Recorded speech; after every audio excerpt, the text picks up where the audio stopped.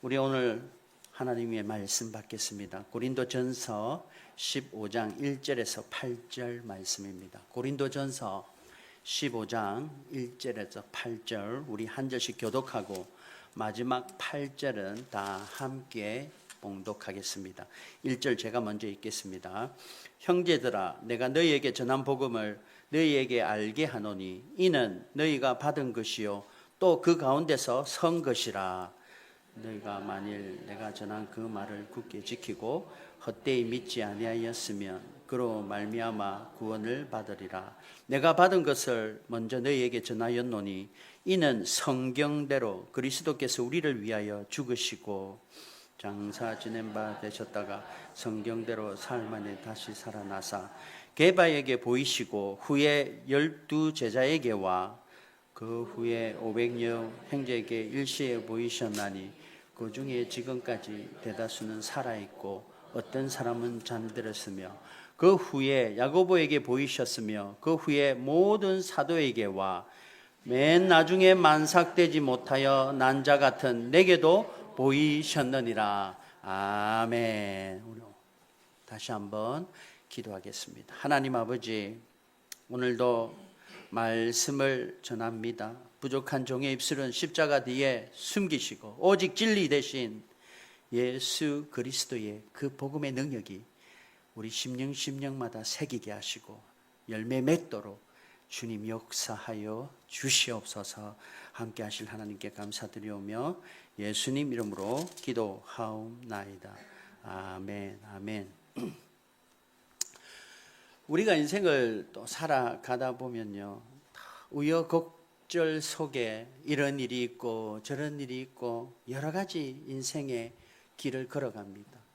그래서 어디로 가야 될지 모르는 인생을 항해로 많이 비유하지요. 바람이 불고 폭풍이 일고 비바람이 오는 그 항해 속에 때로는 폭풍 속에서도 흔들리지 않는 등대를 바라보면서 가는 그런 인생을 우리는 살아가야 됩니다. 캄캄한 항해 속에 등대가 없으면 나침판이라도 보고 가야 되죠. 그런데 나침판도 없고 등대도 불빛도 없으면 어디로 가야 됩니까? 맡기고 가는 거죠. 그래서 우리의 인생은 내가 뭔가를 운전하고 내가 뭔가를 조절하고 가는 것 같지만 힘든가 어려움이 올 때 깨닫습니다. 이건 내 마음대로 되는 게 아니구나. 그럴 때 우리가 신앙을 가진 성도로서 그럴 때 누구를 의지해야 됩니까? 하나님 한 분을 의지해야 될 줄 믿습니다.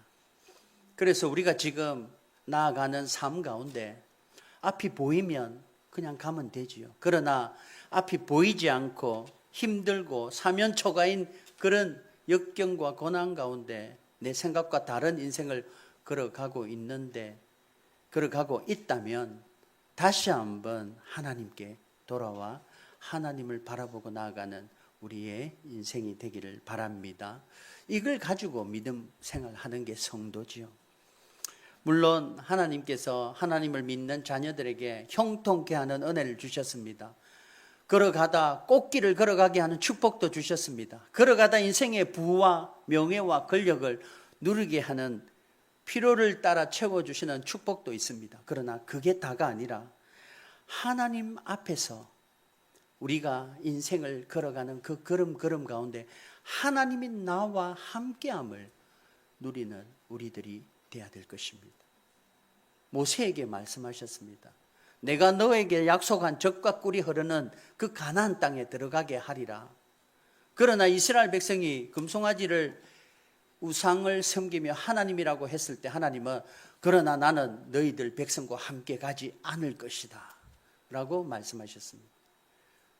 우리가 생각하기에는 하나님이 약속한 땅에 그게 목적이고 거기에 가면 되는데 거기에 가게 하신다고 약속하셨는데 하나님이 함께는 안 가겠다고 하십니다. 그러면 목표지향적인 성격을 가진 사람들은 That's it. 우리는 목표만 쫓아가면 되니까 뭐 하나님 괜찮습니다 하고 목표를 쫓아 괜찮습니다 하고 그냥 가지 않습니까? 그런데 모세는 그렇게 하지 않습니다. 하나님이 함께 가지 않으면 우리는 그 땅에 가서 누릴 게 의미가 없다고 이야기합니다. 하나님이 모세의 그 고백을 기뻐 받으셔서 함께 가시기로 약속을 하십니다. 오늘 우리의 인생 속에 여러 가지 어려움이 있고 힘듦이 있고 때로는 내가 목표를 정하고 가고 있는데 이게 하나님의 함께하는 길인지 하나님이 원하는 길인지 하나님이 뜻을 구하는지 그걸 깨닫고 하나님과 함께하는 신앙생활 하기를 주님의 이름으로 축원합니다. 그 신앙생활이 올바른 신앙생활이죠. 오늘 읽은 본문은 사도 바울이 많은 교회를 돌아보며 서신서를 많이 썼는데요. 특별히 고린도 교회에 문제가 많이 있는 걸 들었습니다. 그래서 고린도 교회를 향해 편지를 쓴 내용인데 그 편지 내용이 문제가 너무 많아서 성도들끼리 파를 지어서 파가 나뉘고 그리고 또 여러 가지 도덕적 음행 문제가 생기고 그리고 은사가 남용되어서 은사 없는 사람을 무시하고 교만해지는 여러 가지 문제가 있는 고린도 교회에 오늘 사도 바울이 그 교회를 훈계하면서 편지를 쓰는 내용입니다. 그 속에 사도 바울은 너희들이 문제가 이런 문제니까 이런 문제를 회복해야 된다고 지적하기 전에 제일 먼저 사도 바울은 문제의 핵심을 복음으로 두고 있습니다. 오늘 1점 말씀인데요. 형제들아 내가 너희에게 전할 복음을 너희에게 알게 하노니 이는 너희가 받은 것이요 또 그 가운데 선 것이라. 복음에 대해서 내가 받은 걸 너희들이 받은 걸 내가 다시 전하겠다 하면서 복음에 대해서 다시 잡아갑니다. 교회는 이 세상의 멋진 프로그램과 여러 가지 시스템으로 움직이는 게 아닙니다. 교회는 탁월한 사람이 이끌어가면서 카리스마 있는 한 사람이 리더가 되어서 조직을 끌고 가는 것도 아닙니다. 교회는 오직 복음 위에 세워진 구원의 방주가 되어야 될 줄 믿습니다. 교회가 복음을 잃으면 그 순간 더 이상 교회가 아닙니다. 그렇다면 성경이 말하는 우리가 목숨 지켜서 지켜야 할 진정한 복음이 뭘까? 오늘 본문 말씀을 통해 한 3가지로 진정한 복음이 뭔지를 알아가면서 복음에 합당한 삶을 살아가는 우리들이 되기를 주님의 이름으로 축원합니다.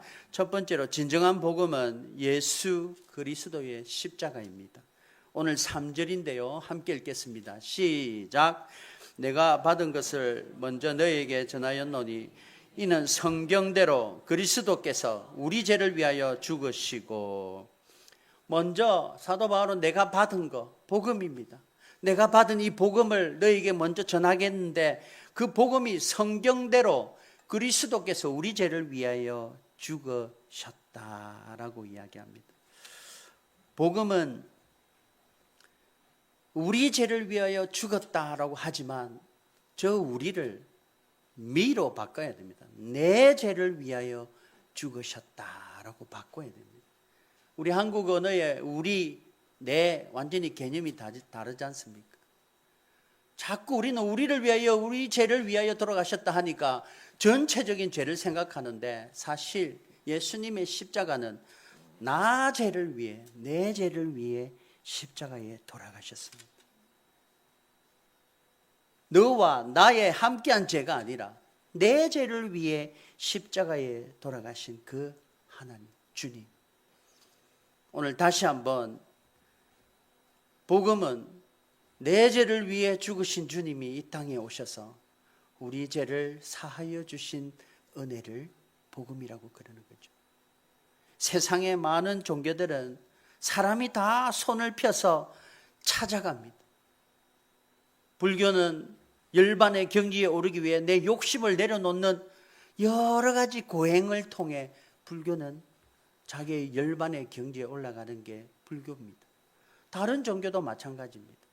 내가 노력하여 얻어가는 그런 신에게 닿아가는 그런 종교입니다. 그러나 우리 기독교는 하늘에 계신 하나님께서 이 땅에 가장 높은 곳에 계신 그분이 가장 낮은 곳으로 죄인인 우리를, 나를 찾아오신 사건이 복음인 줄 믿습니다.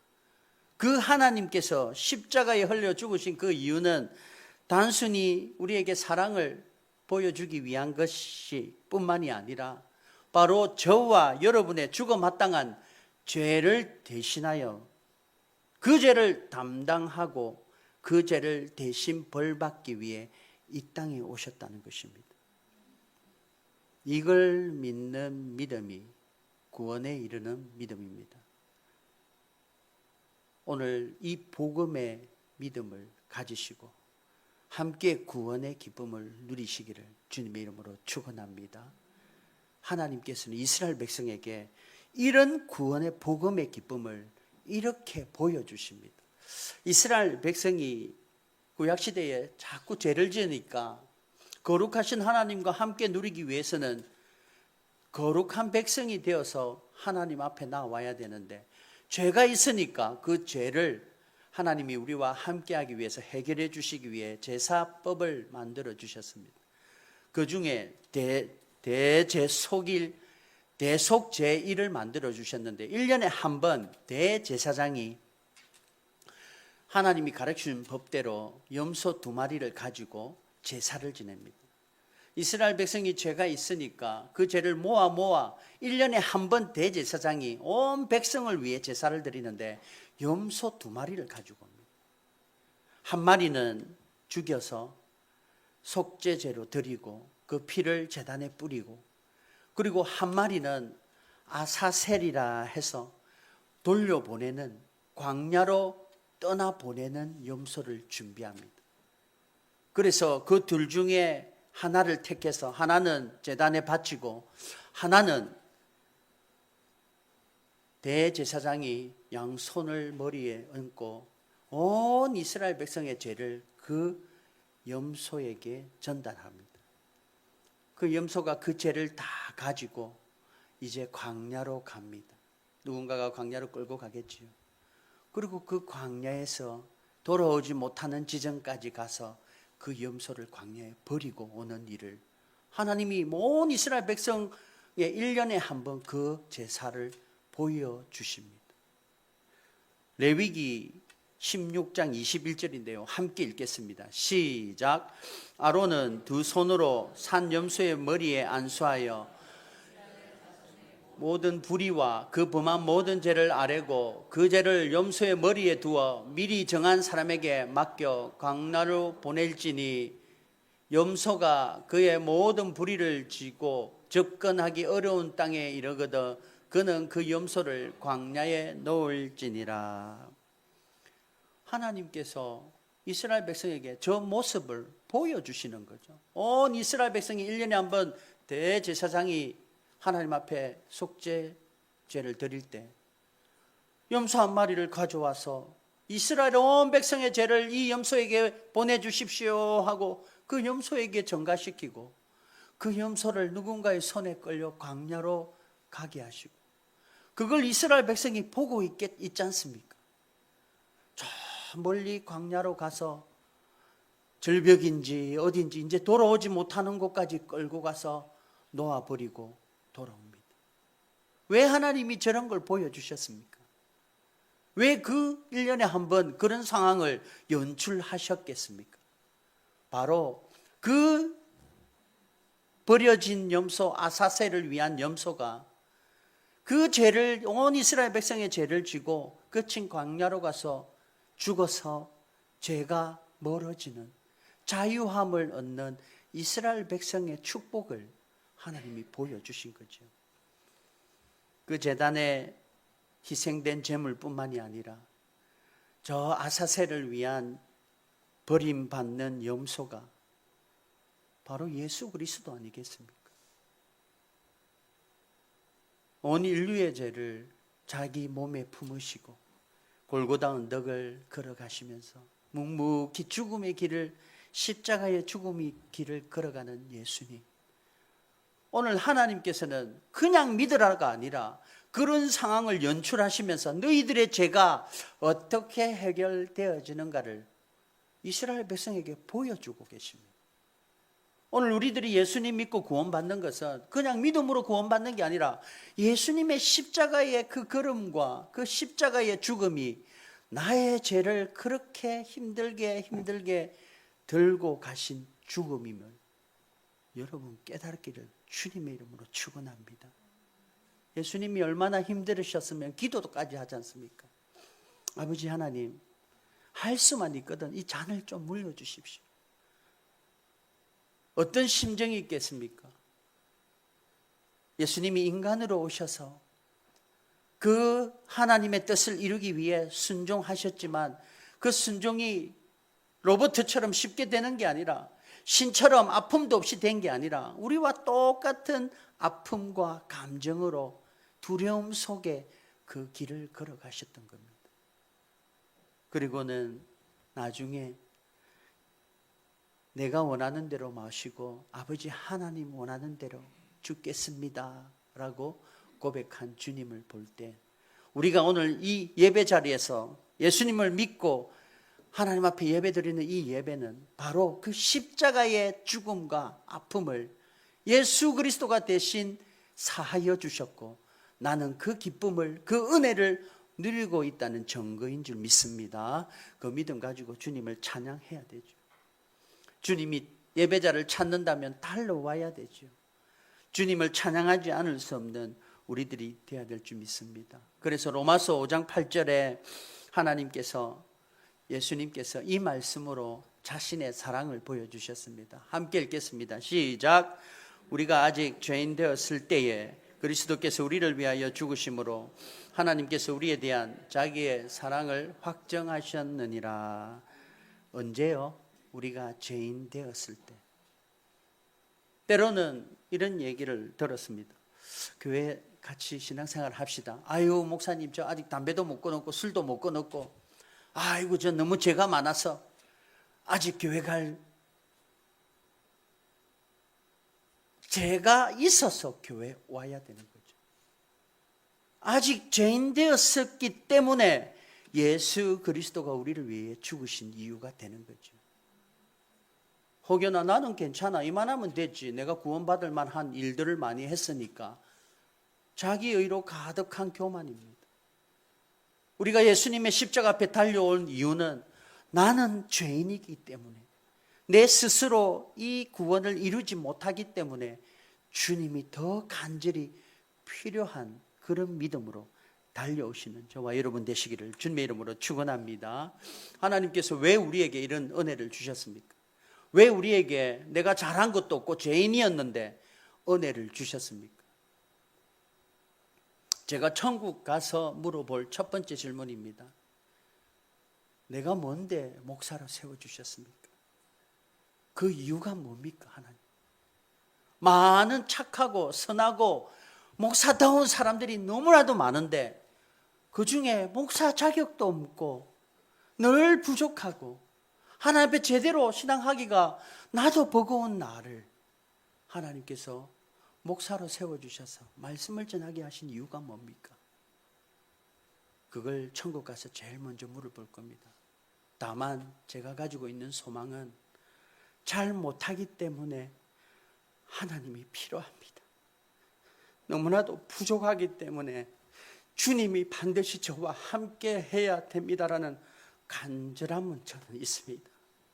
오늘 저와 여러분이 이 간절함으로 주님을 찾는다면 주님이 저와 여러분의 삶 가운데 함께 하셔서 그 십자가의 능력을 붙들어 주실 줄 믿습니다. 그 은혜가 저와 여러분이 있기를 바랍니다. 한 어머니가 아들이 자꾸 말썽을 피웁니다. 독자인데요. 오냐오냐 키워서 그런지 자꾸 지 맘대로 하고 어릴 때부터 지 맘대로 안 되면 막 폭력을 쓰고 집어 던지고 그래서 그래도 오냐오냐 하고 키웠는데 이게 크니까 지 마음대로 자기 마음대로 안 되니까 폭력을 써버립니다. 크면 이제 폭력 쓰면 어떻게 됩니까? 감옥 가지 않습니까? 변함없이 폭력으로 감옥에 갔습니다. 그래서 주위 사람들이 늘 함께 있던 주위 사람들이 아니 아들을 매주 면회를 갑니다. 이제 면회도 가지 마라. 뭘 그래 아들이 그렇게 나쁜데 왜 면회를 그래 가냐. 그 어머니가 이 말을 합니다. 우리 아들이 착하고 못나고 잘났고 초라해서 내 아들이 되는 게 아니라 내 아들이기 때문에 나는 우리 아들을 사랑할 수밖에 없다. 이 얘기가 한 어머니의 얘기가 아니라 그 어머니는 아들 대신 감옥에 갈 수 있으면 가셨을 겁니다. 그러나 세상 법은 그렇지 않지요. 오늘 우리 하나님의 사랑은 그 아들을 친히 우리와 대신 나를 살려주시고 대신 아들을 버려두신, 광야에 내몰게 하신 그 아사셀의 염소처럼 광야의 죽음으로 버려두신 하나님의 사랑. 왜 그 사랑이 우리에게 임했을까요? 우리를 먼저 양자로 삼아주신 하나님의 아버지시기 때문인지 믿습니다. 이 믿음 가지고 우리가 신앙생활을 해야 되죠. 복음은 하나님이 그저 나를 잘 봐주신 정도가 아닙니다. 예수님께서 나의 죄에 씻기고 찢기고 피를 흘려 죽으신 피 묻은 소식입니다. 여러분, 지금 이 자리에 마음 한구석에 죄책감으로 안고 계시는 것이 있습니까? 누구에게 말하지 못하는 부끄러움이 있습니까? 끊지 못한 습관이 있거나 끝없이 자신을 죄책하며 정죄하며 살아가는 마음이 있습니까? 오늘 이 시간 내 죄 때문에 십자가를 지신 예수님을 의지하시기 바랍니다. 그 예수님을 의지하고 살아가는 것이 바로 내 의로움이 아니라 나의 선함이 아니라 오직 예수의 대속의 피를 의지할 때 우리에겐 참 구원이 임하게 될 줄 믿습니다. 십자가 앞에 그저 이만한 자격이 있어서 믿을만 해서 구원받을만 해서 아무도 십자가 앞에서 묻지 않습니다. 오직 십자가 앞에는 그 누구도 자격을 묻지 않습니다. 오직 은혜만이 있을 뿐임을 믿고 더 십자가 붙들고 살아가시는 저와 여러분이 되시기를 주님의 이름으로 축원합니다. 그리고 두 번째로 진정한 복음은 예수 그리스도의 부활입니다. 오늘 4절 말씀인데요. 함께 읽겠습니다. 시작. 장사 지낸 바 되셨다가 성경대로 사흘 만에 다시 살아나사. 만약 기독교에 십자가의 죽음만 있고 부활이 없다면 어떻게 되겠습니까? 아마 기독교는 가장 역사상 처절하고 불쌍한 비극으로 끝났을 겁니다. 그런데 비극으로 끝났다면 매년 우리는 눈물로 추도 예배를 드려야 되겠죠. 그러나 비극으로 끝난 것이 아니라 죽어 살아난 부활로 영광을 우리에게 보여주셨습니다. 모든 종교 창시자들은요 다 죽어서 무덤이 있습니다. 석가모니도 무덤이 있고 모하메드도 무덤이 있습니다. 그런데 오직 주 예수 그리스도는 무덤이 없고 텅 비었습니다. 거기에는 아무도 모시지 않았죠. 예수님은 죽음 근세를 깨뜨리시고 사흘 만에 다시 살아나셨습니다. 이 부활 믿으십니까? 믿어지십니까? 믿으셔야 합니다. 부활을 믿지 않으면 우리도 부활을 누리지 못하게 되는 거죠. 그래서 죽음 앞에 벌벌 떨고 죽음을 다스리는 권력과 세상의 끝 앞에 기죽고 사는 거죠.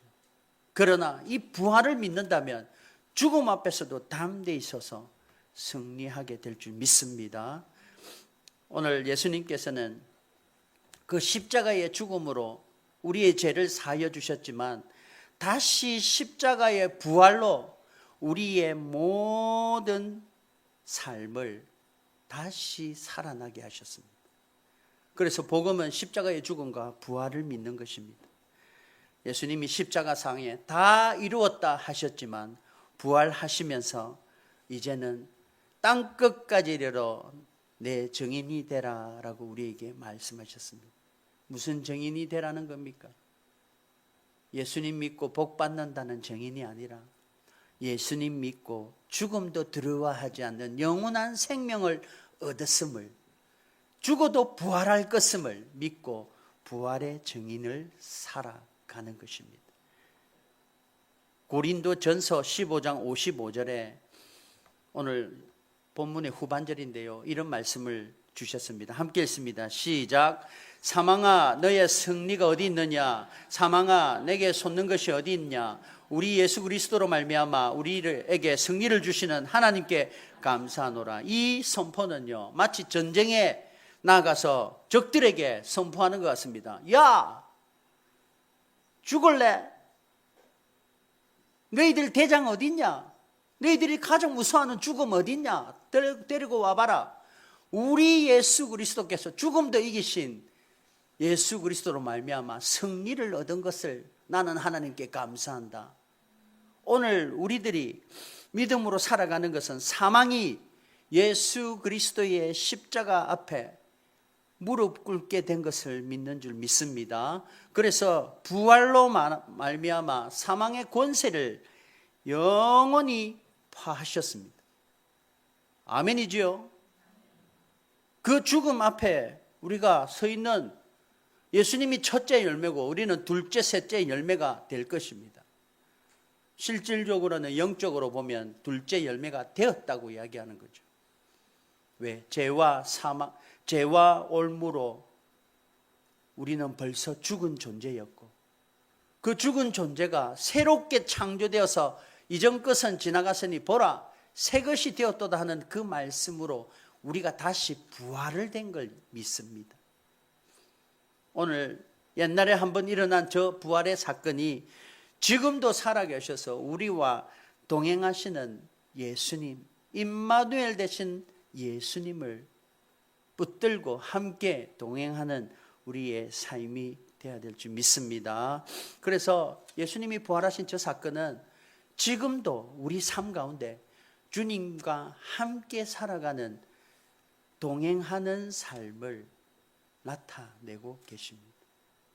여러분, 예수님이 십자가에 죽은 부활의 사건은 2000년 전의 사건입니다. 그리고 부활하신 후에 하늘 보좌 우편에 앉아 계신다고 하셨습니다. 그러나 예수님이 마지막 성천하시면서, 부활하시고 성천하시면서 우리에게 약속하신 말씀이 이 말씀입니다. 이 세상 끝날까지 너희와 항상 함께 하리라. 오늘 우리가 힘들고 어려움이 있고 세상의 급변함 속에 우리는 잃어버리는 게 너무나도 많습니다. 직장도 잃을 수 있습니다. 건강도 무너질 수 있고요. 사랑하는 사람을 먼저 떠나보낼 수도 있습니다.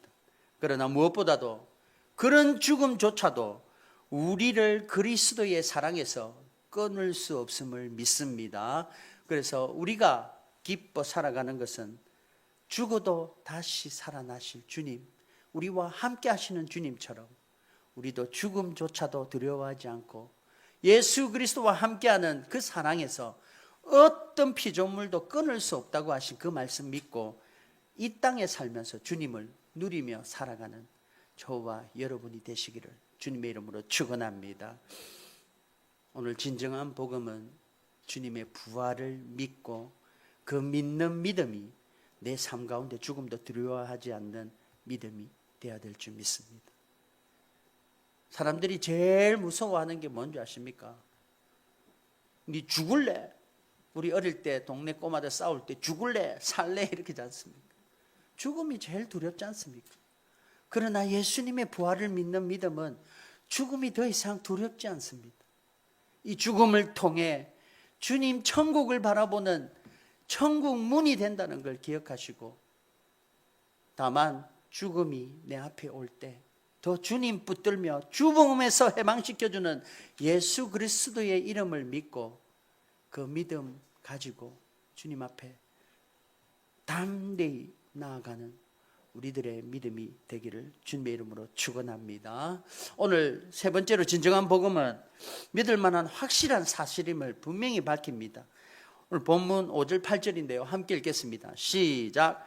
게바에게 보이시고 후에 12 제자들에게 그 후에 500여 형제들에게 일시에 보이셨나니 맨 나중에 만삭되지 못하여 난 자 같은 내게도 보이셨느니라. 오늘 게바에 보이고 12제자에게 보이고 500명에게 보였고 그 500명이 전달되어서 우리에게까지 부활이 전해지고 있습니다. 이게 거짓말이면은 저렇게까지 오래 안 가지요. 진짜 500명이, 사도 바울이 이 고백할 때는 죽은 사람도 있지만 아직 500명 중에 살아있는 사람도 있다라고 성경은 이야기합니다. 그게 우리에게까지 와서 부활을 우리가 믿고 있습니다. 기독교 신앙은 맹목적인 신념을 믿는 게 아닙니다. 실제적인 역사적 사실 위에 세워졌습니다. 500명이 넘는 사람이 동시에 하나님이, 예수님이 보여주셨고 그 사람이 증거되어서 우리에게 주신 이 부활의 능력을 또 내 후대에 예수님을 믿는 모든 사람에게 부활이 증거되어질 것입니다. 다시 말하면 영원히 예수님의 부활이 증거되어질 것입니다. 도마 알지요? 도마. 예수님의 제자 중에 도마라는 사람이 있는데요. 너무나도 의심이 많았습니다. 의심이 많다기보다는 터무니없는 걸 잘 안 믿는 사람입니다.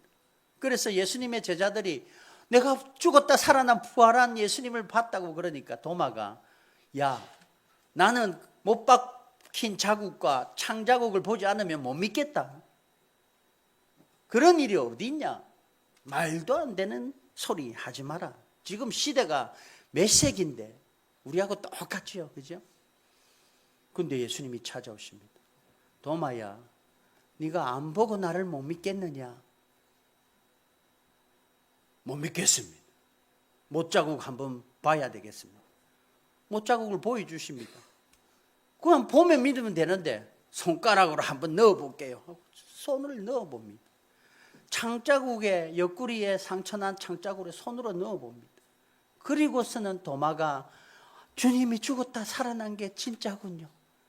그래서 도마가 초대교회에 전성되어 오는 이야기에 보면 인도로 선교를 가서 창에 맞아 순교했다라고 나와 있습니다. 그 의심 많은 도마가 실질적인 부활을 확인하고 난 후에는 자기 죽음도 두려워하지 않는 목숨 건 순교자가 되었던 거죠. 오늘 부활하신 주님을 실제로 만났기 때문에 도마가 그랬습니다. 복음은 단순한 이론과 교리가 아니라 사람의 인생을 송두리째 바꾸는 능력이 있는 줄 믿습니다. 죽어가는 사람이 살아나는 거죠. 그래서 복음에는 모든 믿는 자를 구원으로 인도하시는 하나님이 능력에 나타난다라고 이야기합니다. 어떤 능력입니까? 마약에 중독된 사람이 마약을 끊고 그리스도인이 됩니다. 그리고 가정이 깨졌던 사람이 가정이 다시 합쳐져서 회복이 된 사람도 많습니다. 자살을 결심하고 더 이상 못 살겠다고 한 사람이 예수님을 믿고 돌아온 일들이 얼마나 많습니까? 부활하신 예수님이 바로 우리를 회복하신 줄 믿습니다. 오늘 말씀을 맺으면서 우리가 진정한 복음 앞에 어떻게 살아야 되겠습니까? 날마다 십자가 앞에 서야 될 줄 믿습니다. 내 마음의 죄책감과 과거의 아픔과 여러 가지 그 사건은 예수님이 십자가에 죽으심으로 과거와 현재와 미래의 모든 우리의 허물을 다 사하여 준 것을 믿으시기 바랍니다. 그 믿음 가지고 예수님을 붙들고 돌아오십시오. 그리고 부활의 소망으로 힘듦을 견뎌내야 됩니다. 고난이 오고 어렵고 앞이 캄캄한 지금 환경 속에 죽어도 다시 살아날 것을 소망하며 두려워하지 않고 다시 힘내어 일어나야 될 줄 믿습니다. 그리고 세 번째로 이 복음을 우리는 전해야 됩니다. 역사적 사실인 그 복음을, 그 부활의 능력을 전하면서 생명의 소식을 전하는 그런 정인된 삶을 살아야 될 것입니다. 누구에게요? 내가 제일 사랑하는 사람에게, 자녀에게, 가족에게, 친지에게, 그리고 이웃에게, 동료에게, 내가 가는 삶의 터전 속에 하나님을, 예수님을, 복음을 전하는 그런 복음의 사람이 되기를 주님의 이름으로 축원합니다. 우리 교회가 우리 그리스도인이 가장 잊어버리기 쉬운 것이 뭐냐면 바로 복음입니다. 예수님보다, 복음인 주체인 예수님보다 예수님이 주실 복, 형통, 성공에 더 신경 쓸 때가 많지 않습니까? 왜요? 눈에 보이기 때문입니다.